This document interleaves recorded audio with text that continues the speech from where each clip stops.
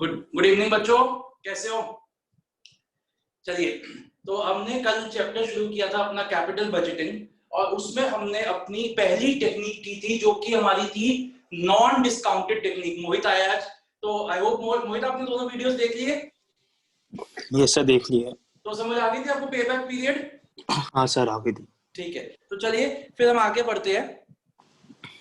तो हम थोड़ा सा ब्रीफ देता हूं मैं। हमने अभी 2 क्लासेस की है, तो एक में तो मैंने इंट्रोडक्शन दिया था, दूसरे में हमने कैपिटल बजटिंग नाम का चैप्टर शुरू किया था, जो आपके पूरे कोर्स का सबसे बड़ा चैप्टर है और सबसे डिफिकल्ट भी है। इसमें हमने देखा था कि जब भी हम एक साल से ज्यादा लॉन्ग टर्म इन्वेस्टमेंट डिसीजंस को हमें इवेल्युएट करना होता है, तो हमारा ये जो चैप्टर है, हमारी ये जो टेक्निक्स है, ये हमारी काम में आती है। हमें टोटल में 6 टेक्निक्स करनी है, जिसमें से जिसको हमने ब्रॉडली 2 कैटेगरीज में डिवाइड कर रखा है, एक डिस्काउंटेड एक नॉन डिस्काउंटेड। तो नॉन डिस्काउंटेड में हमारी 2 टेक्निक्स होती थी। पहला पे बैक पीरियड, जो हमने कल खत्म कर दिया है, और एक अकाउंटिंग रेट ऑफ रिटर्न होती है। लेकिन थोड़ा सा टाइम को कांस्टेंट समझते हुए कि अभी आप लोगों के एग्जाम्स है, तो मैं वो वाले ज्यादा टॉपिक पहले कराऊंगा जिसके ज्यादा आने के चांसेस है। अकाउंटिंग रेट ऑफ रिटर्न का कोई कभी आज तक क्वेश्चन नहीं आया, तो उसको हम 1 मिनट के लिए स्किप करें। तो आज हम शुरू करने जा रहे हैं अपनी डिस्काउंटेड टेक्निक्स। आज हम शुरू करने जा रहे हैं अपनी डिस्काउंटेड टेक्निक्स, और आज हम डिस्काउंटेड टेक्निक्स के बेसिक क्वेश्चंस करेंगे। तो सबसे पहले हमारे डिस्काउंटेड टेक्निक्स में 4 होती है, जैसा आपको पता ही है। सबसे पहला होता है एनपीवी, दूसरा होता है हमारा पीआई, प्रॉफिटेबिलिटी इंडेक्स, तीसरा होता है हमारा डिस्काउंटेड पेबैक पीरियड, और चौथा होता है हमारा इंटरनल रेट ऑफ रिटर्न। तो कोशिश करेंगे कि आज हम इन तीनों के बेसिक क्वेश्चंस को करने की कोशिश करेंगे। अभी आप कुछ मत लिखना, जब मैं आपको बोलूंगा लिखने के लिए तभी लिखेंगे। तो सबसे पहला हेडिंग डाल दीजिए सिर्फ डिस्काउंटेड टेक्निक्स, और पहली हेडिंग डाल दीजिए एनपीवी।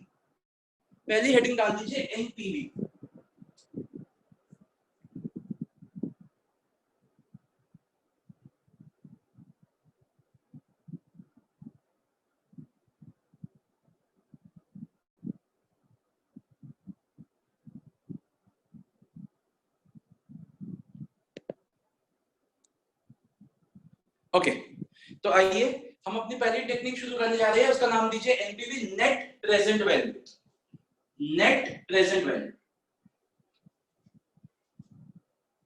तो चलिए शुरू करते हैं। नेट प्रेजेंट वैल्यू क्या होता है? देखो बच्चों, नेट प्रेजेंट वैल्यू क्या है। मान लीजिए, मेरे अभी कुछ मत लिखना, अभी सिर्फ समझिएगा। मोस्ट इंपॉर्टेंट टेक्निक है ये, मोस्ट इंपॉर्टेंट। मान लीजिए मेरे पास एक प्रपोजल आया है, बिजनेस प्रपोजल आया है, जिसमें मुझे आज जीरो पीरियड में 10 लाख रुपए एक बिजनेस में लगाने हैं, और इससे अब ये मेरा कैश आउटफ्लो है। इससे मेरे अगले 5 साल, ले लीजिए 5 साल तक कैश इनफ्लोज आएंगे 4 लाख, 2 लाख, 3 लाख, 2 लाख, 4 लाख। तो देखने से तो लग रहा है कि अगर हम देखें तो 10 लाख की आउटफ्लो है, और इनफ्लो कितने हो गए? 6, 9, 10, 11 और 4, 15 लाख के इनफ्लोज हो गए। तो अगर देखा जाए तो लग तो ये रहा है कि 10 लाख के आउटफ्लो है और 15 लाख के इनफ्लोज है, हमें तो एकदम से स्टार्ट कर देना चाहिए बिजनेस। लेकिन एक बात बताइए मेरे को, 1 साल बाद के जो 1 लाख रुपए, 4 लाख रुपए है, क्या उनकी वही वैल्यू होगी जो आज के 4 लाख रुपए की है? नो सर, इन्फ्लेशन भी तो है मार्केट में, तो ऑब्वियसली जो 1 साल बाद के 4 लाख रुपए है, उनकी वो वैल्यू नहीं है जो आज के 4 लाख की हो सकती है। या ऐसे बोलिए, आज के जो 1 रुपए की वैल्यू है, 1 साल बाद का जो 1 रुपया होएगा, उसकी वो ही वैल्यू नहीं होगी। तो हमें क्या करना होगा, अभी इसको यहां देखिएगा। अगर मैं यहां खड़ा हुआ, ये मैं आज यहां खड़ा हूं, जीरो पीरियड में आज मैं यहां खड़ा हूं, तो अगर मेरे को इधर ये देखना है कि 1 साल बाद की क्या वैल्यू है, तो अगर मैं आज मेरे को डिसीजन लेना है, तो मेरे को इसको आज की वैल्यू पे लाना पड़ेगा। मुझे 2 साल बाद जो मिलना है 2 लाख रुपए, मुझे इसको भी क्या करना पड़ेगा? आज की वैल्यू पे लाना पड़ेगा। मुझे इस 3 लाख जो मिलना है 3 साल बाद, इसको भी क्या करना पड़ेगा? आज की वैल्यू पे लाना पड़ेगा। मुझे जो 4 साल बाद 2 लाख रुपए मिलने हैं, इसको भी क्या करना पड़ेगा? आज की वैल्यू पे लाना पड़ेगा। और जो 5 साल बाद मेरे को 2 लाख रुपए 4 लाख रुपए मिलने हैं, इसको भी मेरे को क्या करना पड़ेगा, आज की वैल्यू पे लाना पड़ेगा। जब मैं इन सबको आज की वैल्यू पे ले आऊंगा तो इस ये मेरा हो जाएगा टोटल कैश इनफ्लोस, और कैश आउटफ्लोस तो मेरा है ही 10 लाख।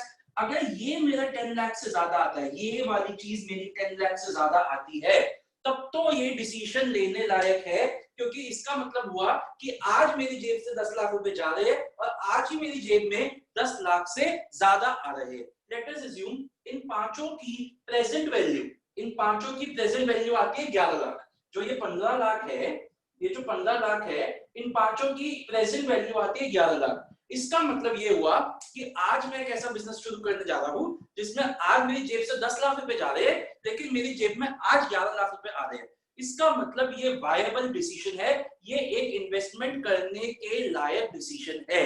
लेकिन अगर मेरे इसकी इन पांचों की मिला के प्रेजेंट वैल्यू 10 लाख से कम आती है, इसका मतलब ये हो रहा है कि मैं एक ऐसे बिजनेस में इन्वेस्ट करने जा रहा हूं जहां पे आउटफ्लो तो 10 लाख है, लेकिन इनफ्लो मान लीजिए 9 लाख हो रहा है, इनफ्लो 9 लाख है।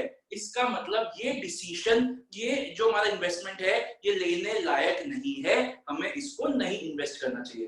तो हमें इनको देख के डिसीजन नहीं लेना चाहिए, हमें इनकी प्रेजेंट वैल्यू निकालनी चाहिए। यहां तक बात समझ में आई बच्चों? आपको इतना समझ में आया? चलिए अब हम देखते हैं, अभी मत लिखना, अब हम देखते हैं कि हम इसकी प्रेजेंट वैल्यू निकालेंगे कैसे। तो प्रेजेंट वैल्यू निकालने के लिए हम एक टेबल बनाएंगे और इस पूरे चैप्टर में यही टेबल हमारी चलेगी, पूरे चैप्टर में यही टेबल हमारी चलेगी। यहां देखिएगा, इस टेबल के 5 कॉलम्स है, इस टेबल के 5 कॉलम्स है। सबसे पहला कॉलम पर्टिकुलर्स, इसके ऊपर लिखेंगे हम statement showing evaluation of business proposal, statement showing evaluation of business proposal. हमने सबसे पहला कॉलम बनाया पर्टिकुलर्स, उसके बाद हमने दूसरा कॉलम बनाया टाइम, तीसरा कॉलम बनाया पीवीएफ, जिसकी फुल फॉर्म होती है present value factor, PVF of ₹1, present value factor of ₹1। PVF की फुल फॉर्म क्या होती है? Present value factor. उसके बाद मैंने लिखा अमाउंट, और उसके बाद मैंने लिखा प्रेजेंट वैल्यू। पीवी की फुल फॉर्म क्या होती है? Present value.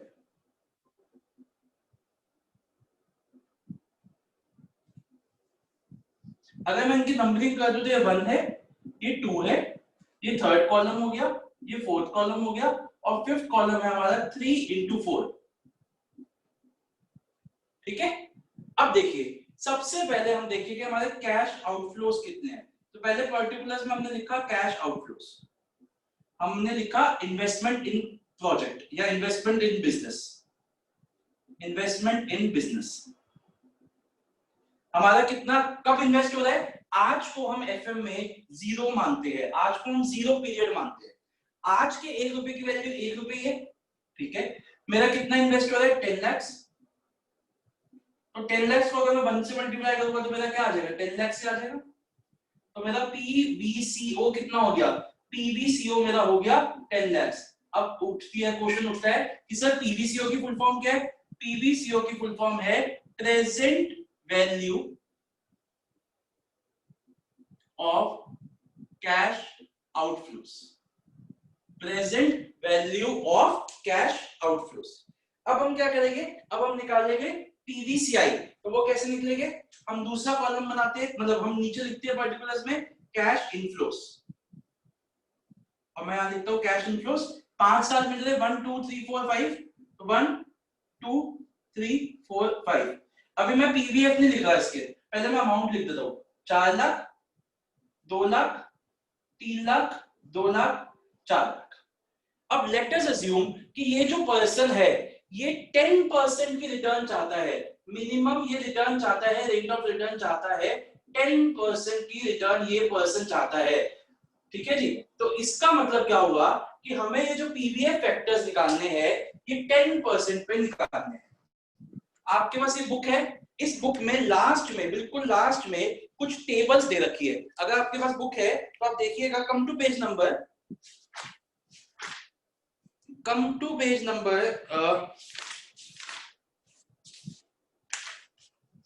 हाँ ये इस पे आइए आप, ये है आपका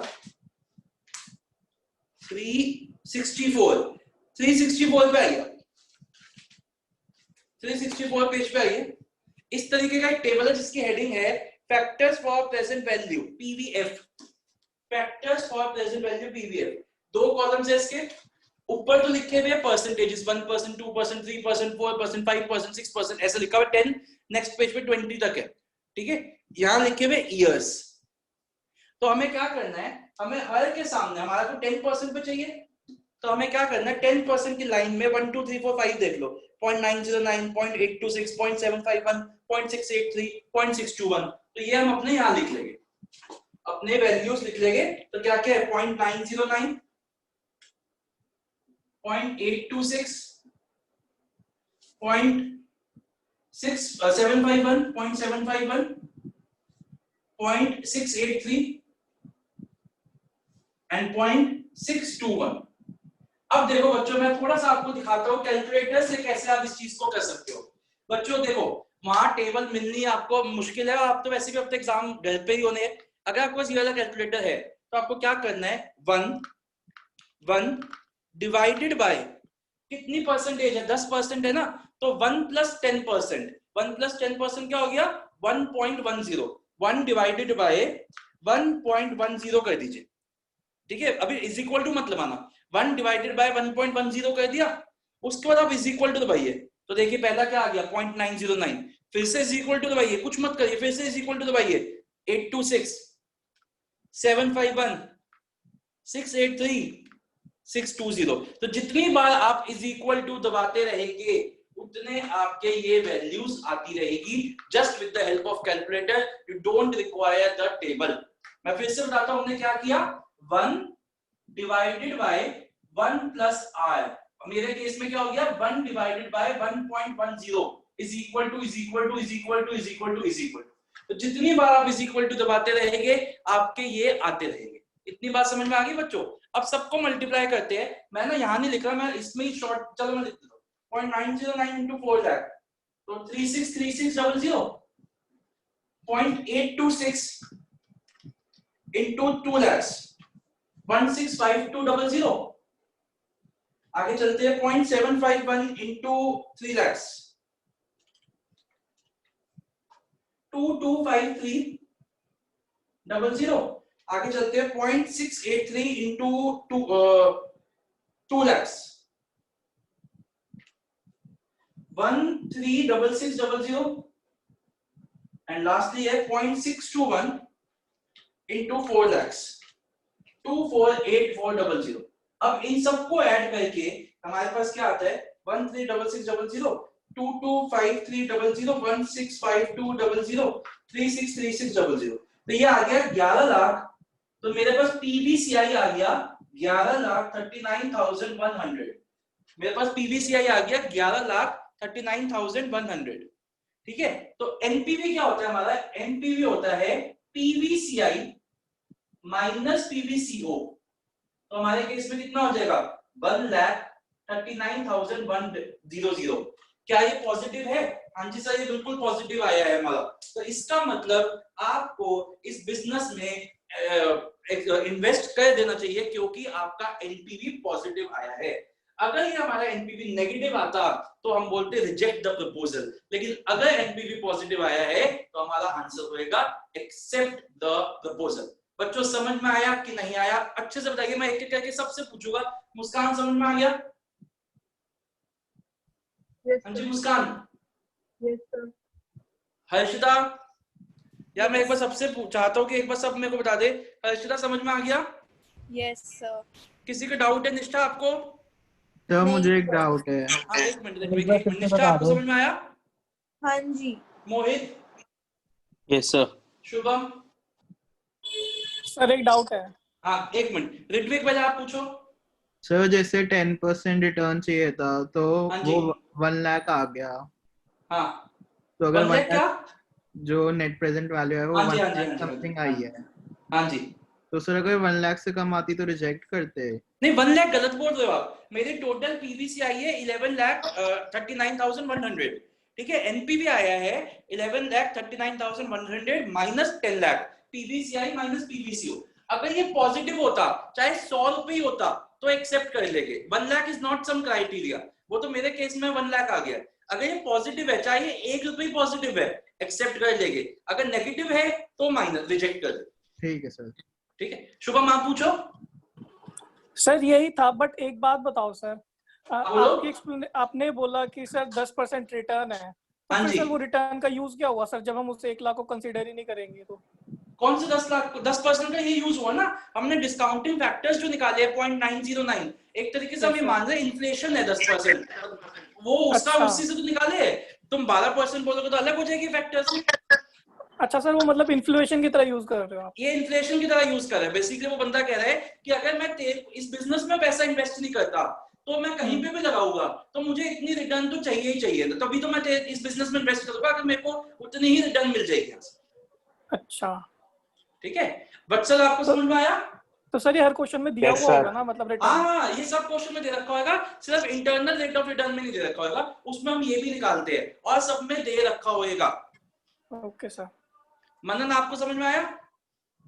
सर आगे बस एक थोड़ी सी एक बार फिर से बता दो आपने। हाँ, फिर से बताऊंगा मैं, अभी 2-3 एग्जांपल्स और करवाऊंगा, तो एक बार पूरा मैं आपको समझाता हूँ कि क्या किया। ऐसा करिए, थोड़ा लिखते हैं, फिर ना मैं आपको डिक्टेट करूंगा तो और अच्छे से समझ में आएगा। हेडिंग दीजिए, नेट प्रेजेंट वैल्यू लिखिए।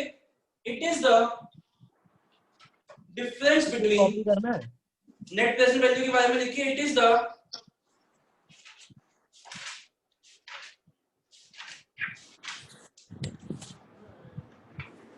difference between the present value of all cash inflows, bracket में लिखिए PVCI, present value of all cash inflows, bracket में लिखिए PVCI, सर एक Minus- बार फिर से, इट इज हाँ द, फिर से net present value is the difference between the present value of all cash inflows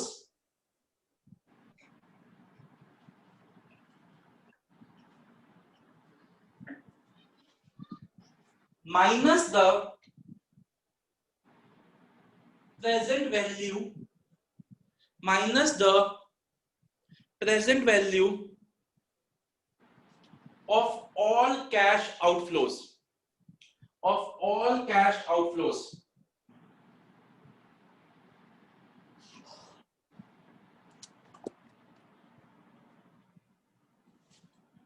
नीचे लिखिए, सब हेडिंग बनाइए। Decision criteria,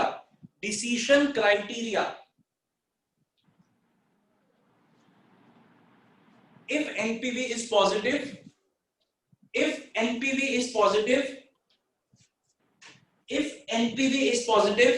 accept the proposal,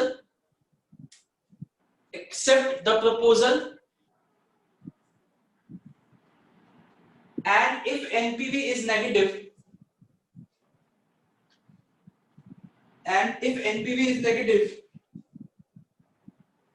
reject the proposal. Sir equal में, आप इंडिफरेंट हो, आप एक्सेप्ट करना चाहो या ना करना चाहो वो आपके ऊपर डिपेंड करता है। इंडिफरेंट हो, यू कैन ईदर एक्सेप्ट और रिजेक्ट। ओके चलिए अब लिखिए नीचे एग्जांपल 1, मैं 2-3 एग्जांपल लिखवाऊंगा। पहला एग्जांपल लिखिए, example 1,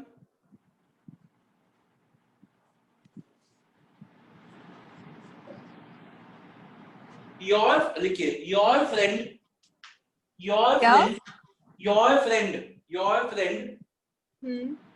asks for a loan of rupees 10 lakhs,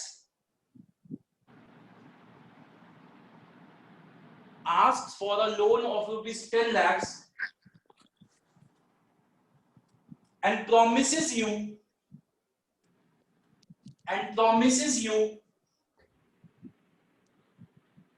to repay it back, and promises you to repay it back in the following installments.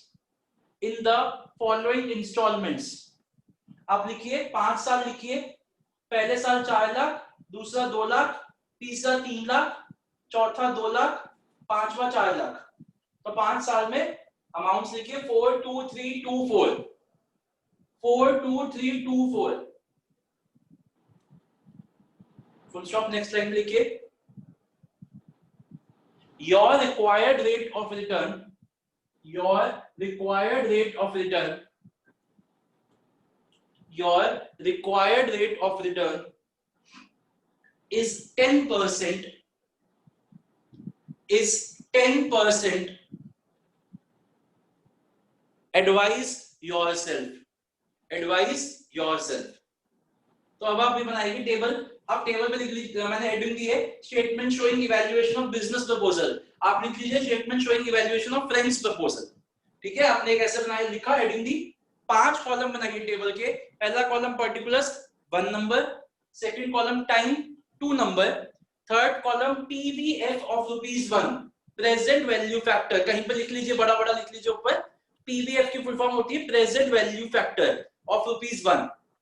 Third number column, fourth column लिखिए amount, and fifth column है हमारा present value, जिसके नीचे आप लिखिए 5 is equal to 3 into 4। अब cash outflow में लिखिए लोन टू फ्रेंड, मैंने इन्वेस्टमेंट इन बिजनेस लिखा, अब लोन टू फ्रेंड कर दीजिए। हाँ जी, हाँ जी, बोलो शुभम। क्या लिखा है 3 क्या कह रहे हो बेटा? प्रेजेंट वैल्यू के नीचे का लिखना है। आवाज नहीं आ रही बेटा आपकी, मेरे को क्या कह रहे हो? हाँ बोलो। तो प्रेजेंट वैल्यू के नीचे क्या लिखना है? प्रेजेंट वैल्यू के नीचे क्या लिखेंगे? ये जो मल्टीप्लाई करके आएगा ना, जैसे 1 into 10 लाख, 10 लाख आ गया, फिर ऐसे ही नीचे 0.909 into 4 लाख, तो वो क्या आया? वो 3 into 4, third column into 4 column. तो आपने लिखी, जल्दी से इसको कॉपी करिए। सर। हाँ जी शुभम। सर एक बार तो ये फॉर्मेट फिर से एक बार थोड़ा सा बता देना। हाँ मैं बता रहा हूँ, मैं बोल देता हूँ। 5 कॉलम है बेटा, 5 कॉलम है। पहले कॉलम में पर्टिकुलर्स है, सेकंड में टाइम लिखा है, थर्ड कॉलम में हमने लिखा है पीवीएफ ऑफ ₹1। Yes sir.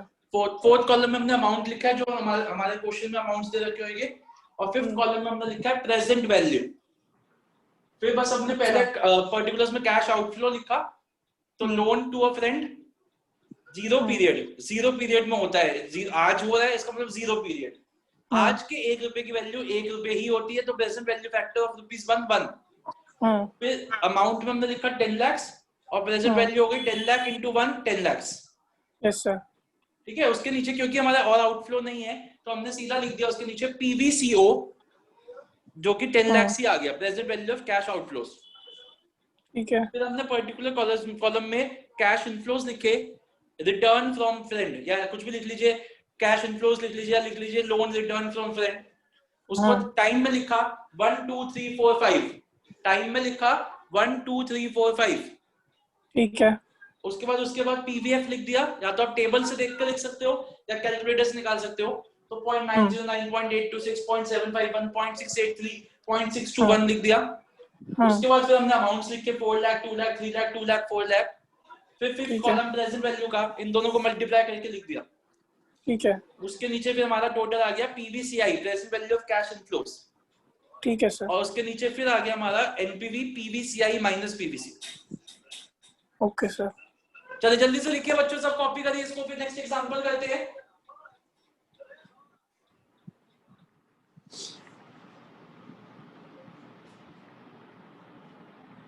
लिख लिया? सबका यही आ रहा है जो मेरा है, 1,39,100। बच्चों ये भी कहीं लिख लो कि कैलकुलेटर से आप कैसे निकाल सकते हो। 1 divide by 1 plus r is equal to, ये लिख लीजिए कहीं।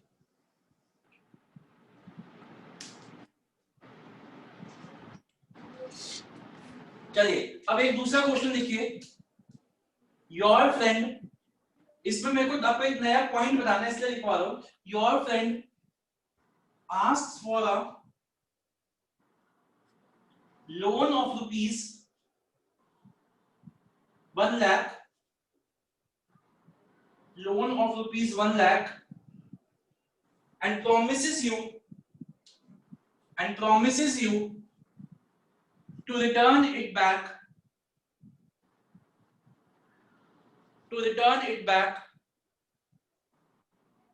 in 5 equal annual installments of rupees 25,000 each.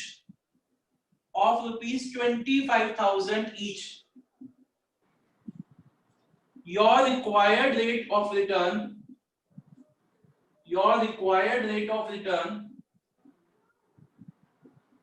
is 12%.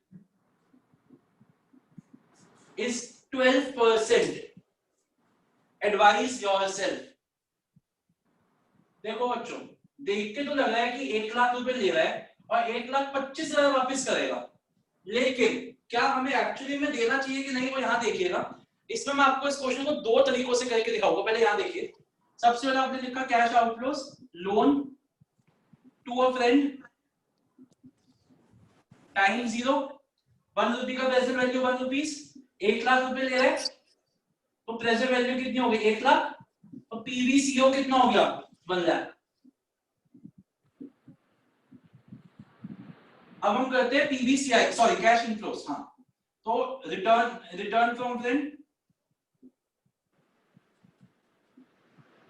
5 साल में दे रहे 25,000 ईच।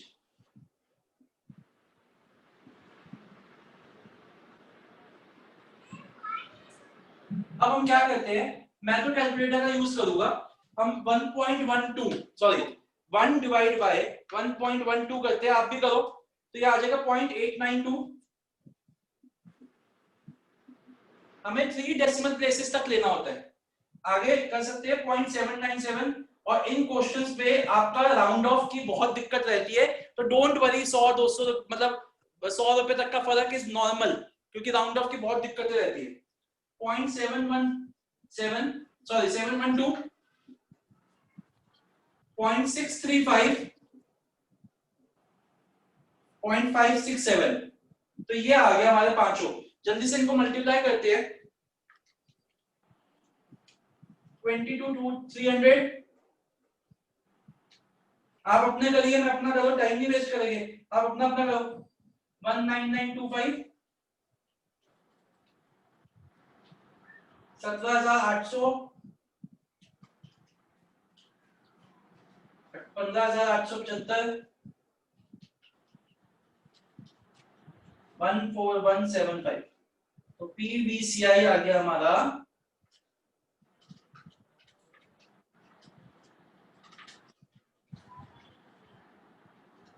अब देखिए, जो चीज देखने में कितनी ल्यूक्रेटिव लग रही थी वो उतने ही ज्यादा लॉस मेकिंग है।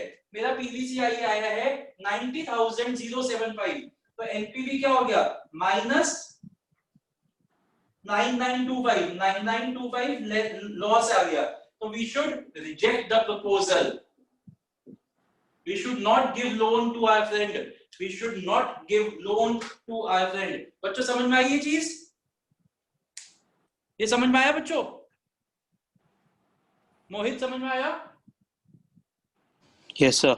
एक बार इसको जल्दी से कॉपी करो, फिर मैं इसका शॉर्टकट बताऊंगा अब आपको। एक बार जल्दी से कॉपी करो इसको, अगर नहीं किया तो 2 मिनट में कॉपी करो इसको। इस क्वेश्चन में कुछ एक चेंज है जो इसके पिछले क्वेश्चन से अलग है। कोई बता सकता है इस क्वेश्चन में क्या चेंज है जो इसके पिछले क्वेश्चन में नहीं था? हाँ, रेट अलग है, वो तो छोड़ दो, रेट अलग है उसको छोड़ दो, उसके अलावा क्या फर्क है? इंस्टॉलमेंट सेम है। बिल्कुल सही बोला मोहित ने, इंस्टॉलमेंट सेम है। ऐसे क्वेश्चन को जहां पे हमारे को अमाउंट सेम मिल रहा है, हम इसको शॉर्टकट से कर सकते हैं, वो भी बताऊंगा। पहले इसको कॉपी करिए। सर जो ये वैल्यू आती है ये 0 टाइम पीरियड के हिसाब से आती है ना प्रेजेंट? हाँ, ये सब हम आज के टाइम पे लिया है, 0 पे लिया है। और सर अगर मतलब हमने इसका मतलब ये हुआ कि आज के 1 साल बाद जो 1 रुपया है वो आज उसकी वैल्यू 892 रुपीज है, अगर मार्केट में 12% की इन्फ्लेशन है। हाँ जी सर। लिख लिया बच्चों सबने? तो अब मैं आपको शॉर्टकट दिखाता हूं कि अगर कभी क्वेश्चन में इंस्टॉलमेंट सेम हो, ठीक है, अगर कभी क्वेश्चन में इंस्टॉलमेंट सेम हो, एक सेकंड बच्चे,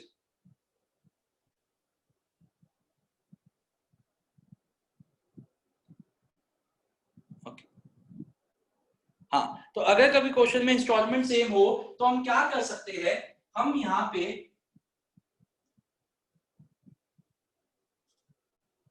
सीधा 1 to 5 लिखेंगे, और हम क्या कर सकते हैं, कैलकुलेटर से भी कर सकते हैं और बुक से भी कर सकते हैं। पहले बुक में देखते हैं। बुक में अभी हम पीवीएफ टेबल देख रहे थे, पीवीएफ, अब हम देखेंगे पीवीएफ टेबल, उसी के बाद आप देखोगे पीवीएफ टेबल। देखो अपने बुक में पीवीएफ के बाद आती है पीवीएफ, ये है आपकी बुक में पेज नंबर 368 पे आ जाओ, हाँ 368 पे आ जाओ। पीवीएफ, पीवीएफ का मतलब होता है present value annuity factor, present value annuity factor. तो इसका मतलब क्या हुआ, जो हमने 5 पीवीएफ लिखे थे, अगर उसका टोटल कर देंगे तो यहां देखिए टेबल पे वही 2 कॉलम्स, ऊपर हमें सर्च करना है 12%, लेफ्ट में सर्च करना है 5 इयर्स। तो 12% 5 इयर्स में जब आप आओगे तो ये आ गया 4.111, 4.111। और अगर आप वो वाले 5 ऐड करते जो हमने इंडिविजुअल लिखे थे, वो भी यही आता। तो इसको मल्टीप्लाई करते हैं 25,000 इंटू 4.111।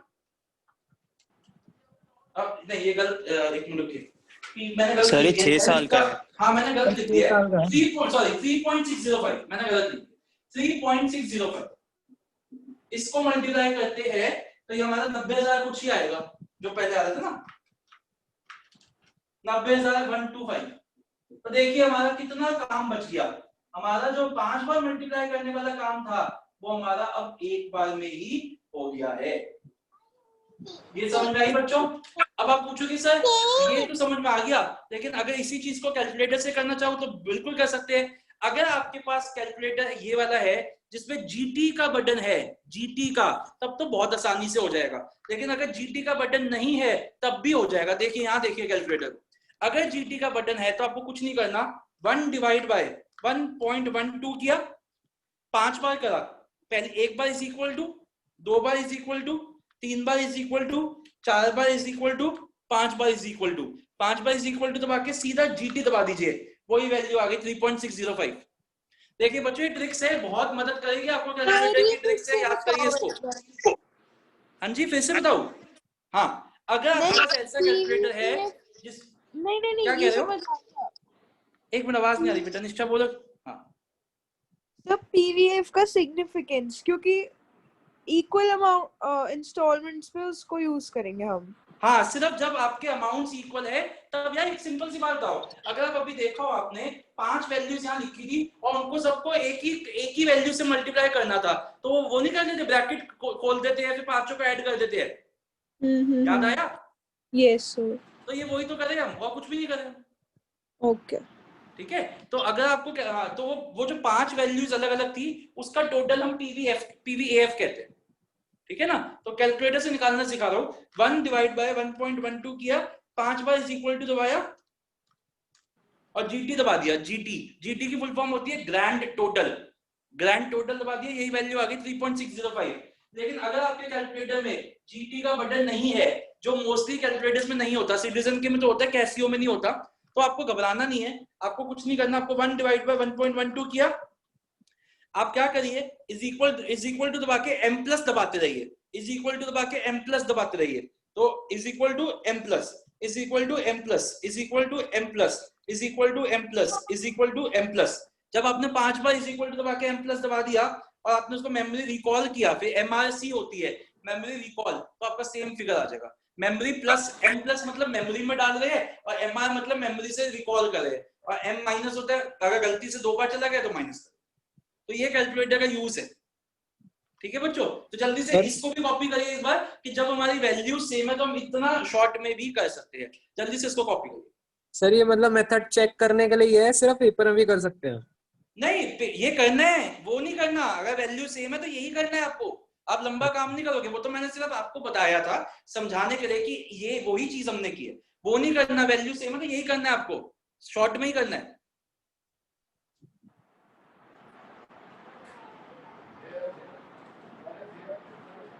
चलिए जल्दी कॉपी करिए इसको।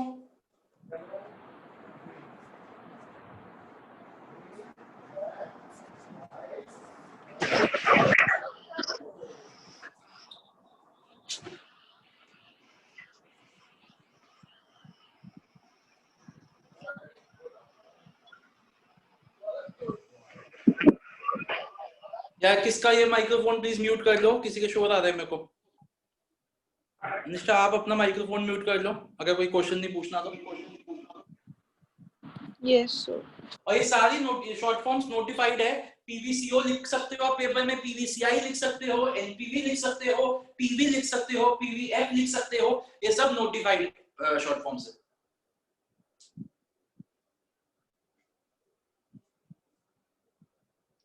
चलिए जल्दी करिए, मैं बुक में से एक क्वेश्चन कराना है फिर आगे चलेंगे नेक्स्ट टेक्निक पे। एनपीवी का अभी हमने सिर्फ आप मान के चलो 10% किया है। एनपीवी में इतने मुश्किल क्वेश्चंस हम करेंगे लेकिन एक दो क्लासेस के बाद, पहले हम बिल्कुल बेसिक क्वेश्चंस करेंगे।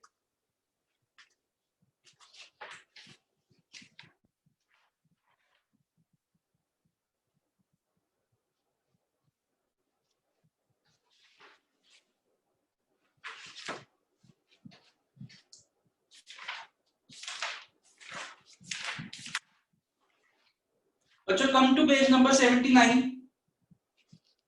कम टू पेज नंबर 79। मैं आपको सिर्फ 5 मिनट दे रहा हूं, ज्यादा टाइम नहीं दे रहा। इलस्ट्रेशन 4.3 करेंगे जल्दी से। मैं रीड करता हूँ शुभम के लिए, मैं रीड कर रहा हूँ, इलस्ट्रेशन 4.3 करेंगे जल्दी से। सबके पास बुक आ गई अब? नहीं आई तो कोई भी एक जन्म हुई तो आपके पास आ गई ना, आप इसकी फोटो खींच के जरा ग्रुप पे डाल दो 4.3 की। Yes sir. ठीक है चलिए मैं बोल रहा हूँ उस क्वेश्चन को, आप जल्दी से करिए, 5 मिनट्स दे रहा हूँ।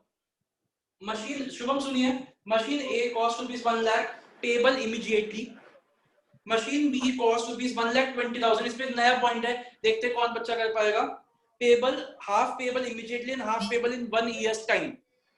The cash receipts are as follows. तो मशीन ए के 5 साल की रिसीट दे रखी है, मशीन बी की 3 साल की रिसीट दे रखी है। 7% आपकी रेट ऑफ रिटर्न है। आपसे पूछा है कि कौन सी मशीन को एक्सेप्ट करना चाहिए एनपीवी से। जल्दी से करिए बच्चों, 2 टेबल्स बनेगी, एक मशीन ए के लिए एक मशीन बी के लिए। जल्दी से बनाइए। सर मशीन बी का आपने टेबल क्या बोला था? टेबल में ना बेटा बस नहीं सर, दोनों पेबल मशीन्स की पेबल वो दे रखी है इनफ्लोस। सर पेबल कह रहा हूँ मैं, पेबल क्या सेकंड मशीन का कितने दिन बाद अच्छा जमा करते मशीन हैं ए उसके? का तो सारा का सारा अभी पेबल है 0 पीरियड पे। यस मशीन सर, बी का हाफ अभी है, हाफ 1 साल बाद। ठीक है सर।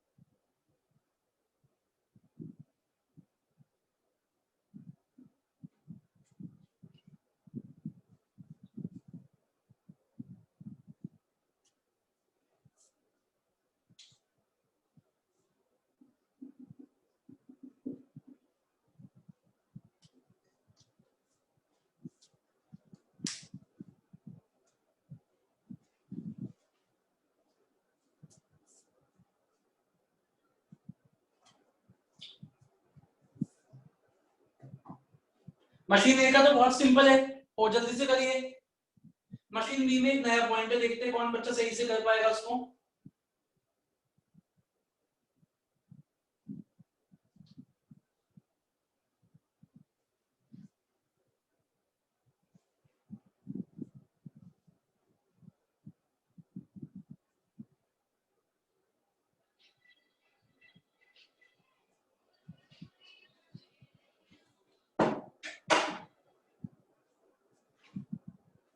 हो गया, मशीन है, हो गया।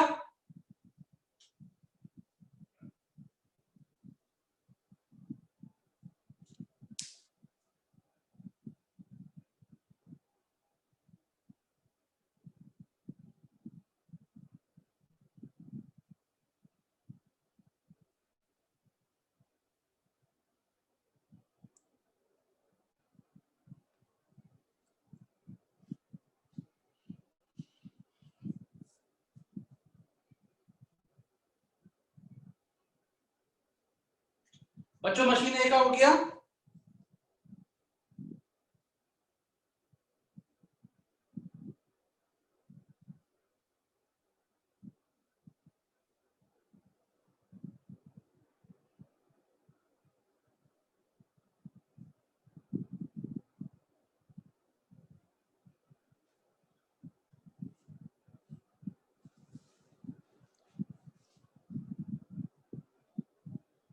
मशीन बी में एक नया पॉइंट है कि जितने भी अभी हमने एग्जांपल्स देखे उनमें जो आउटफ्लो हो रहा था वो सारा का सारा 0 पीरियड में हो रहा था, लेकिन इस क्वेश्चन में जो आउटफ्लो है वो भी 2 बारी में हो रहा है, half immediately half in 1 years time. तो मतलब क्या हो गया, हाफ इमीडिएटली तो 0 पीरियड में हो जाएगा और जो हाफ है वो 1 पीरियड में जाके होगा, तो मतलब आउटफ्लो भी आपकी 2 बार होगी। ये नया पॉइंट है बस। तो सर समझ में आ उसको गया ये? फिर हमें सर फिर उसको हमें प्रेजेंट वैल्यू में लाना पड़ेगा हाँ, ना, जो फिर हाफ उसको एक साल दोनों को बाद ऐड करके पीवीसीओ बनेगा। Yes sir.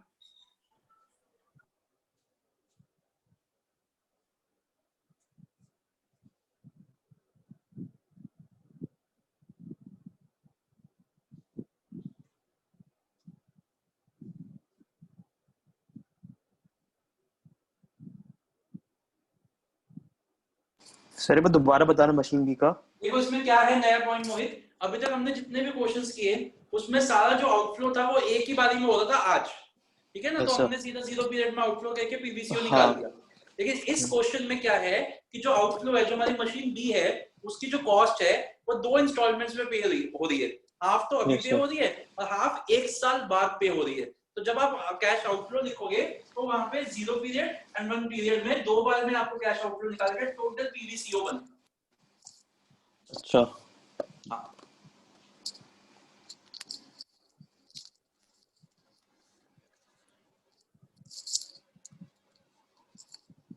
मुस्कान समझ में आ गया? तो सेकंड इंस्टॉलमेंट 0 पीरियड की थोड़ी रहेगी, 0 की नहीं रहेगी, 1 की रहेगी ना, आफ्टर 1 ईयर 1। और फिर चेंज भी तो होगा उसका पीवीएफ। हाँ, उसका पीवी भी चेंज होएगा, वो 0 तो नहीं, वो 1 नहीं रहेगा, वो भी चेंज होएगा। ओके देखो मैं ओके, बताता हूँ। हाँ बिल्कुल सही कह रहे हाँ हो समझ आप। गई। ये देखो 0 1 और यहाँ पे आपका तो 1 आ गया। यहाँ पे जो भी पीवीएफ आएगा वो लिखना पड़ेगा आपको, ठीक है ना। और 1,20,000 है तो 60,000 0 पीरियड में और 60,000 1 पीरियड में, तो ये आपको लिखना पड़ेगा। कितना आएगा देखते, 1.07, सॉरी 1 डिवाइड बाय 1.07 935, ऐसा कुछ होएगा।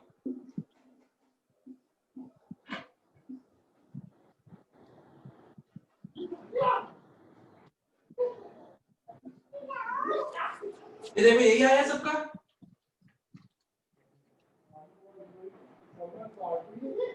तो जो 1,20,000 की आउटफ्लो थी वो आउटफ्लो अब रहेगी 1,16,075। जो आउटफ्लो 1,20,000 की थी वो आउटफ्लो अब रह गई 1,16,075। ऋत्विक समझ में आ गया? Yes sir. वत्सल आपको? Yes sir. चलिए जल्दी से कंप्लीट करिए। इसमें इनफ्लोज में भी है कि 1 पीरियड में कोई इनफ्लो नहीं है, सेकंड पीरियड से इनफ्लो शुरू हो रहे हैं, तो ध्यान रखना कि आप पीवीएफ फैक्टर गलत ना लिख दो।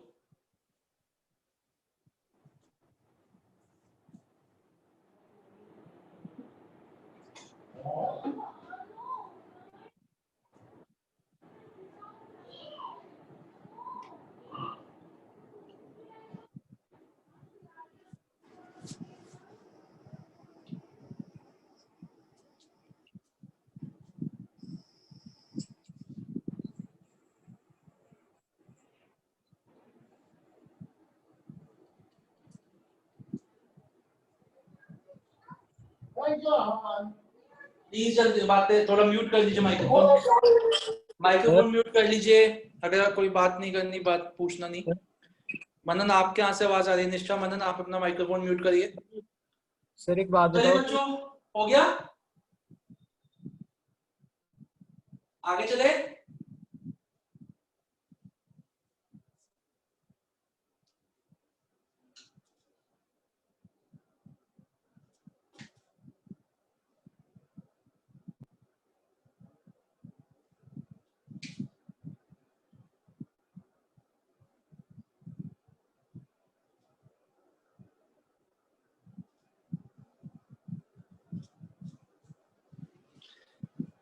समझ में आ गया सबको?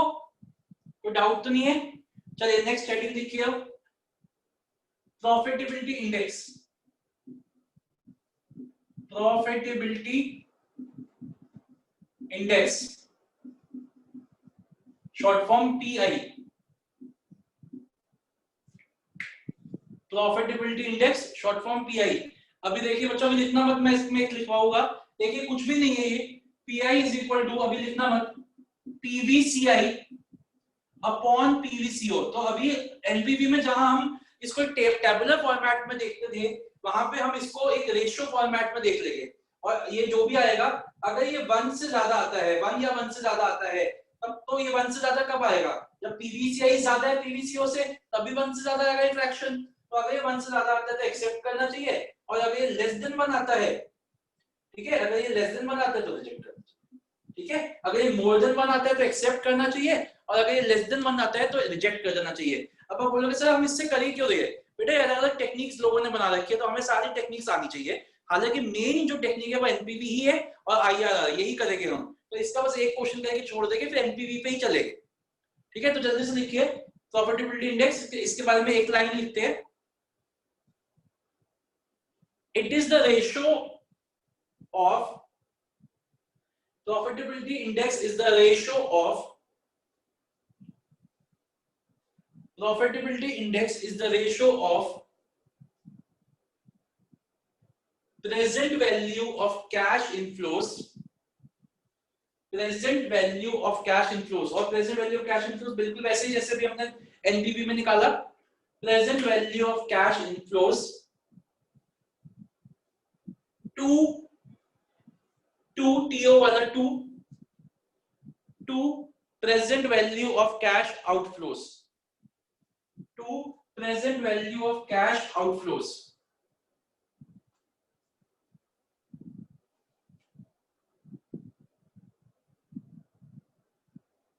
नीचे देखिए decision criteria, decision criteria, if PI is more than 1, if PI is more than 1,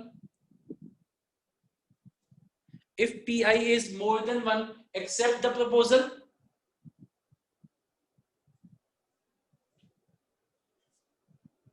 If it is less than 1, if it is less than 1, reject the proposal.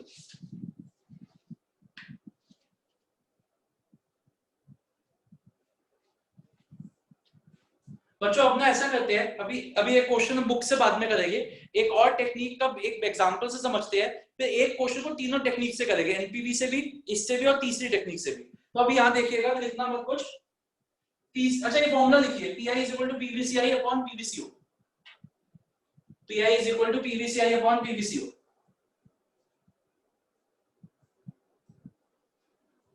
चलिए अब एक बार ये तीसरी टेक्निक को देखते हैं, फिर एक ही क्वेश्चन तीनों टेक्निक से करेंगे। कल हमने एक टेक्निक की थी जिसका नाम था पे बैक पीरियड, और बेसिकली पे बैक पीरियड को क्रिटिसाइज क्यों किया गया? पे बैक पीरियड को क्रिटिसाइज इसलिए किया गया क्योंकि ये डिस्काउंटिंग कंसीडर नहीं करती। ये मानती है कि जो हमारे कैश इनफ्लोज है, आज के 1 साल के कैश फ्लोज, 1 रुपए की वैल्यू 1 साल बाद की भी 1 रुपया ही रहेगी, ये मानती है, नॉन डिस्काउंटेड। सिर्फ इस पॉइंट पे इस टेक्निक को क्रिटिसाइज किया गया लोगों ने। तो जो लोगों ने समझी बात, उन्होंने उसकी इस पॉइंट को निकाल दिया और बोल दिया कि ठीक है हम इनको डिस्काउंटेड कर देते। तो हमारी नई टेक्निक आ गई डिस्काउंटेड पे बैक पीरियड, और ये हमारी मतलब उसी टेक्निक का थोड़ा सा एक्सटेंशन है। तो कैसे होगी? कल का अगर आप याद करें, अगर सब बच्चों ने वीडियो देख लिया था तो आपको याद होगा कि हम पे बैक पीरियड का क्वेश्चन कैसे करते हैं। पे बैक पीरियड में हमारे पास क्या लिखा होता है कि मान लीजिए कैश आउटफ्लो 10 लाख है और कैश इनफ्लोज हमारे को 5 साल के दे रखे हैं, और मैं वो वाला केस ले रहा हूं जिसमें सेम नहीं होते, मतलब हमें वो इंटरपोलेशन करनी पड़ेगी। तो let us assume 2 lakh, let us assume 3 lakh, 1 lakh, 5 lakh और 6 लाख। तो कितना हो गया? 11, 10, 12, 13। हाँ ठीक है, 2, 3, 5, 6, हाँ ठीक है, ये केस हो गया। अगर मैं इसको नॉर्मल तरीके से करता तो क्या करता मैं यहाँ पे? 2 लाख, 3 लाख, सॉरी 5 लाख और 6 लाख, 11 लाख और 6, 17 लाख। तो मेरा पेबैक कहाँ पे होता? कहीं वो 3 और 4 के बीच में लाई कर रहा होता? बताइए बच्चों, यहां तक समझ में आ गई बात? कोई डाउट तो नहीं है यहां तक? हाँ जी, समझ में आ गया सबको? Yes sir. अब अगर हम इसी टेक्निक को डिस्काउंटेड से कर देंगे तो इसी टेबल में जो हम क्यूमुलेटिव की टेबल बनाते थे उसी टेबल में हम 2 कॉलम्स और बना देंगे। जो हम क्यूमुलेटिव की टेबल बनाते हैं उसी टेबल में हम 2 कॉलम्स और बना देंगे। यहाँ पे हम लिखो, ये हमारा हो गया, जैसे मान लीजिए 1 2, तो तीसरा कॉलम हमारा हो जाएगा पीवीएफ फैक्टर का कॉलम, चौथा कॉलम हो जाएगा हमारा प्रेजेंट वैल्यू का। तो मान लीजिए मेरी रिटर्न है 10% की, मान लीजिए मेरी रिटर्न है 10% की, तो थर्ड कॉलम में मैं सारे ईयर्स के आगे पीवीएफ फैक्टर्स लिख लूंगा, 0.909, 0.826, जो भी मेरे पीवीएफ फैक्टर्स है वो मैं लिख लूंगा सारे। उसके बाद मैं क्या करूंगा, फोर्थ कॉलम में जो मेरी अमाउंट्स है उनको पीवीएफ फैक्टर से मल्टीप्लाई कर दूंगा। और अब जो मेरे को क्यूमुलेटिव प्रेजेंट वैल्यू निकालनी है, जो मैं क्यूमुलेट करूंगा, वो मैं इसको क्यूमुलेट नहीं करके, इसको क्यूमुलेट ना करके, मैं इसको क्यूमुलेट नहीं करूंगा, इनफैक्ट मैं किसको क्यूमुलेट करूंगा, इन वैल्यूज, इन वैल्यूज को क्यूमुलेट कर दूंगा और एग्जैक्टली क्वेश्चन बिल्कुल वैसे ही चलता रहेगा। मतलब कहने का मतलब कैश इनफ्लोज ये वाले यूज नहीं करेंगे, हम ये वाले कैश इनफ्लोज यूज कर लेंगे अब डिस्काउंटेड पेबैक पीरियड के लिए। ये बात समझ में आई कि नहीं आई? तो हम जो टेबल बनाते थे 3 कॉलम की कल तक, उसमें हमने 2 कॉलम और ऐड कर दिए, और हमने क्या ऐड कर दिया, एक थर्ड कॉलम बना देंगे, क्यूमुलेटिव से पहले कॉलम बना देंगे प्रेजेंट वैल्यू फैक्टर का, वही प्रेजेंट वैल्यूज लिख के फोर्थ कॉलम बना देंगे प्रेजेंट वैल्यूज, और इसको क्यूमुलेट अब हम करेंगे। बताइए बच्चों, समझ में आया कि नहीं आया? सर एक बार फिर से बताना। एक बार फिर से बताता हूँ बेटा, आपके सामने एक पेबैक पीरियड का क्वेश्चन आया है, नॉर्मल क्वेश्चन आया है, और उसमें आपको अनइक्वल कैश फ्लोज दे रखे हैं, ठीक है? तो नॉर्मली हम क्या करते हैं, हम एक टेबल बनाते हैं, पहला कॉलम टेबल का होता है ईयर्स, सेकंड कॉलम होता है अमाउंट, थर्ड कॉलम होता है क्यूमुलेटिव अमाउंट, और उसके बाद हम उसको इंटरपोलेट कर देते हैं, यही करते हैं। हाँ जी। हाँ, अब हम क्या करेंगे, अब आपने टेबल बनाई, पहला column years, second column amount, अब आप थर्ड कॉलम एक ऐड कर दोगे अपने टेबल में और वहां पे लिख दोगे प्रेजेंट वैल्यू फैक्टर ऑफ ₹1, ठीक है? तो जो भी परसेंटेज आपको क्वेश्चन में दे रखी है वो प्रेजेंट वैल्यू फैक्टर्स लिख दोगे सारे ईयर्स के आगे, ठीक है?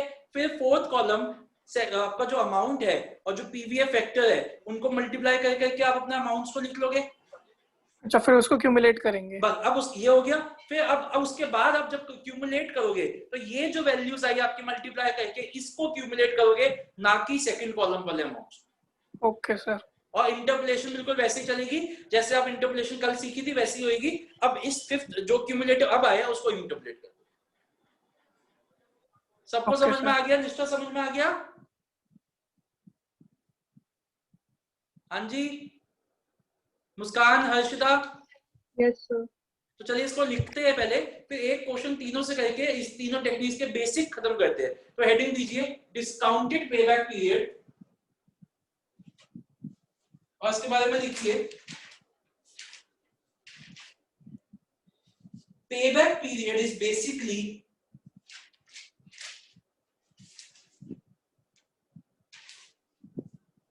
criticized on the grounds, payback period is basically criticized, payback period technique is basically criticized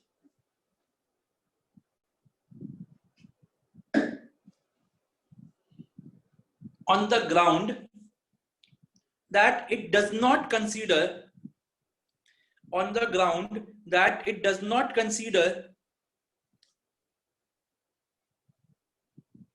present values of cash inflows. That is, it does not consider present values of cash inflows.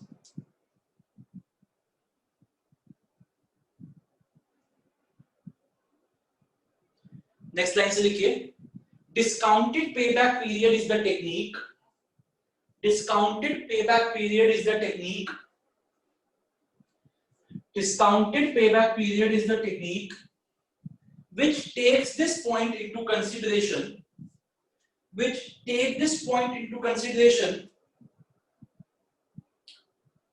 and instead of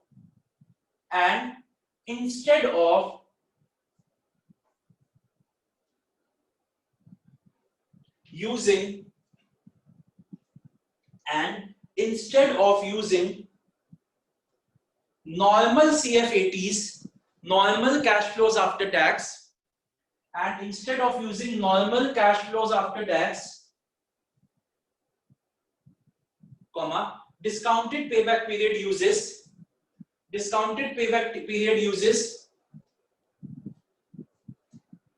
discounted cash flows after tax.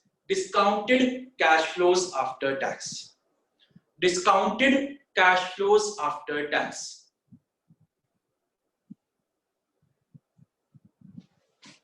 बच्चों अब आप लोग आइए page number 88 पे आइए, illustration number 4.21 पे आइए। Illustration number 4.21, दो प्रोजेक्ट है अभी के लिए, सिर्फ क्लास के लिए आप प्रोजेक्ट ए करेंगे। मनन आप सॉरी वत्सल आप डाल दो उसकी फोटो। प्रोजेक्ट ए करोगे तीनों टेक्निक से, एनपीवी भी, डिस्काउंटेड पेबैक भी और प्रॉफिटेबिलिटी इंडेक्स भी। प्रोजेक्ट ए करेंगे, इलस्ट्रेशन 4.21 पेज नंबर 88। जल्दी से करिए, 5 मिनट्स दे। जब आप एनपीवी के लिए टेबल बनाओगे तो पीआई तो ऑटोमेटिकली हो जाएगा, और आपका ये वाला जो डिस्काउंटेड पेबैक है वैल्यूज तो आपको मिल ही जाएगी, तो आपको ज्यादा टाइम नहीं लगना चाहिए इसमें। वत्सल फोटो डाल दी इन्होंने, जल्दी से शुरू करिए।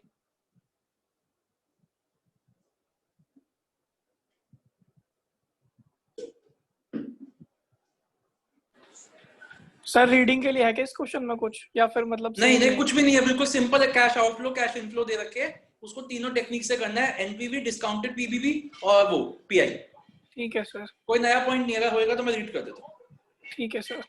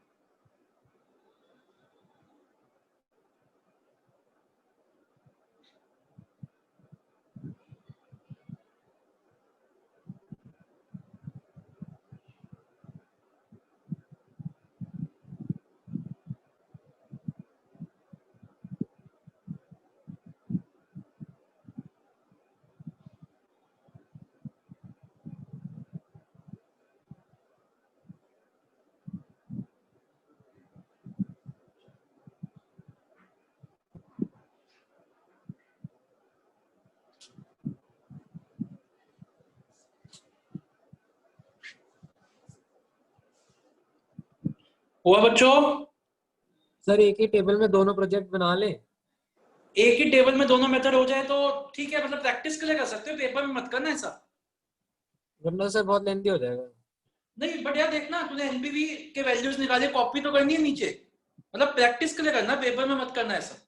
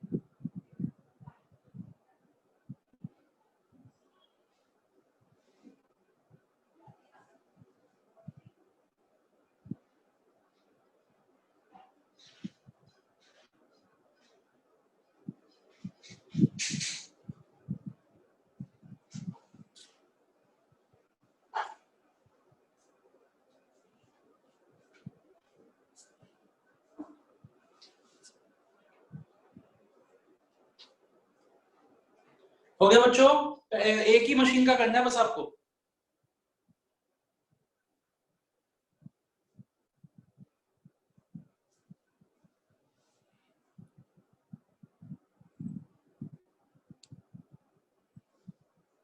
मुस्कान समझ आ रहा है?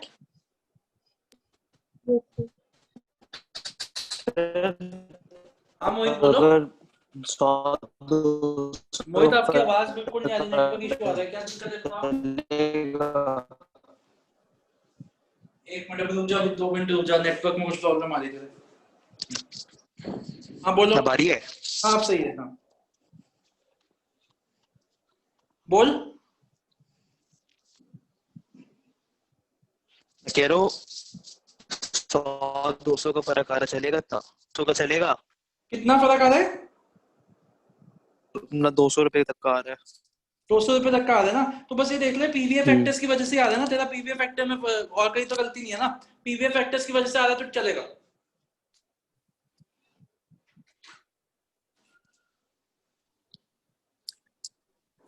सर जैसे इसमें अब अगर इंटरपोलेशन करेंगे तो पहले हाँ। वाले तरीके से होगा वो। बिल्कुल वैसे ही होएगा। आप जिन भी दो वैल्यूज के बीच में आपकी वैल्यू लाई कर रही है, बिल्कुल वैसे ही करना है, बस वो ये वैल्यूज को लेकर इंटरपोलेशन करना है। हाँ।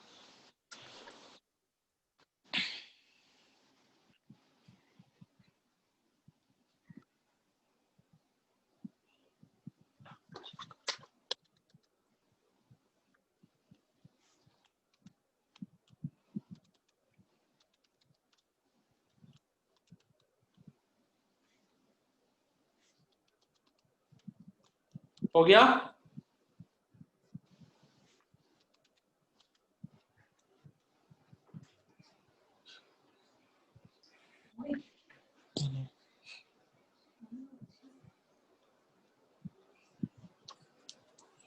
हो गया बच्चों जी?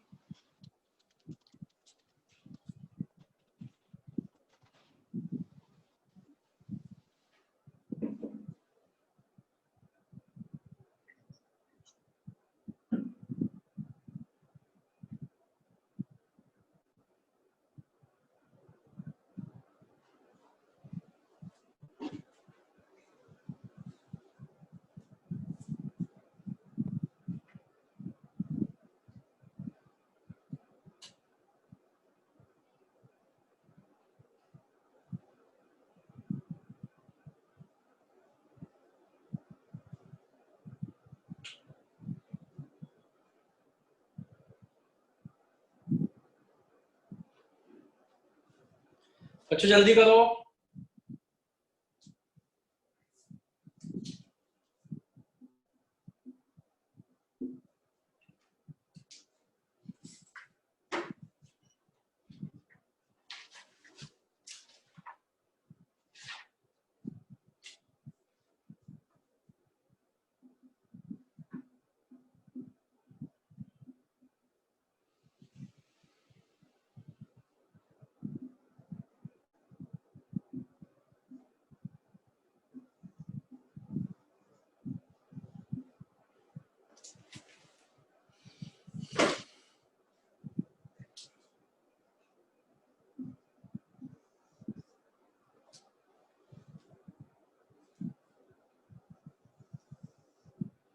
हो गया बच्चों? अब यहाँ देखिए आपका होमवर्क क्या है। आपको ये 3 क्वेश्चंस करने हैं, इलस्ट्रेशन 4.6, 4.7 एंड 4.13। ये क्वेश्चंस में आपको सिर्फ एनपीवी और पीआई से करना है, आईआरआर से नहीं करना। एनपीवी और पीआई से करना है। और उसके बाद 4.21 जो भी आप कर रहे हो, इसका मशीन बी आपको करना है। मशीन बी आपको करना है। देखो बच्चों, अब इधर ध्यान दीजिए एक बार। जैसे मैं आज निष्ठा का मैसेज आया था कि मेरे को मैं नहीं चाहता कि आपकी रोज क्लासेस हो, लेकिन कल तो आपकी क्लास है भी नहीं, कल मेरे को कुछ काम है। तो मैं परसों, क्योंकि आपके एग्जाम्स 14th के 16th को है, तो मैं उससे पहले इस चैप्टर खत्म कराना चाहता हूँ। इस चैप्टर में लगती है 9 से 10 क्लासेस लगती है, तो मैं परसों रखूंगा आपकी क्लास। आप टाइम बता दीजिए, 1.5 आवर्स की रखूंगा, तभी थोड़ा सा आउटपुट निकलेगा। आप मुझे टाइम बता दीजिए कब रख सकते हैं। सुबह रखना चाहो सुबह रख लो, 1 से 2 को छोड़ के, 1 से 2 को छोड़ के टाइम बता दीजिए, तब मेरी कोई और क्लास है बताइए। सैटरडे को, कल मैं नहीं रख सकता, कल मैं कुछ काम है मेरे को, परसों का टाइम बता दीजिए। और ये जो हमारी टाइमिंग चल रही है सिर्फ और सिर्फ इस चैप्टर के लिए चल रहा है। उसके बाद जब हमारा चैप्टर हो जाएगा तो हम एक स्टेबलाइज कर देंगे टाइम को, बट अभी एग्जाम्स की वजह से थोड़ा सा इस तरीके से चला रहे हैं। तो परसों का टाइम बता दीजिए मेरे को एक बार। या तो हम रख लो शाम, मतलब 3 से 4 के आसपास रख लो, या सुबह रख लो, या हाँ? अगर सुबह रख के 11 से 12:30 तक, तो इवनिंग में रखो। इवनिंग में रख ले ना, तो इवनिंग में रख लेते, फिर 4 o'clock की रख ले। Yes sir. ठीक है, 4 o'clock की रख लेते, अपनी नॉर्मल क्लास जिस तरीके से चल रही थी। ये तो इवनिंग की बात हो गई, अपना होमवर्क नोट डाउन करिए। ये हो गया ना क्वेश्चन, कोई डाउट तो नहीं है इस क्वेश्चन में किसी को? सर एक बार ये वाला मेथड फिर से बता दो। कौन सा? डिस्काउंटेड वाला? हाँ चलो मैं इस क्वेश्चन का एक बार डिस्काउंटेड से बता देता हूं आपको। एक बार सभी देख लो, थोड़ी बहुत दिक्कत आ रही है आप लोगों को? आप मेरे को वैल्यूज बताते रहना।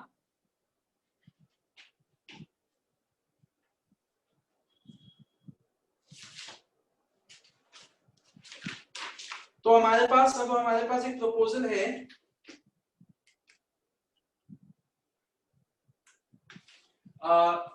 इनफ्लोज क्या क्या हमारे पास? इनफ्लोज है हमारे, ईयर 1 पे तो कोई है ही नहीं, ठीक है ना, ईयर 1 पे तो कोई है ही नहीं।